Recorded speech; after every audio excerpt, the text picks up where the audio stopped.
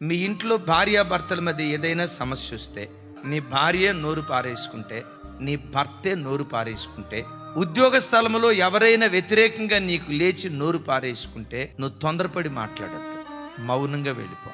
నీ మౌనమే నీకు విజయాన్ని ప్రసాదిస్తుంది. చాలా సందర్భాల్లో మనం ఏం చేస్తామో తెలుసా? ఆయన అంటే నేనెందుకు మౌనంగా ఉండాలా, నువ్వు ఒక ఆకు చదివితే నేను 10 ఆకులు చదువుతానని ఆ మాటకు ప్రతి మాట మాట్లాడటాన్ని బట్టి సంసారాలు విచ్ఛిన్నమైపోతున్నాయి, బ్రతుకులు శూన్యంగా మిగిలిపోతున్నాయి. మాటలతో సాధించలేనిది మౌనంతో నువ్వు సాధించగలుగుతావు. ఎందుకో తెలుసా?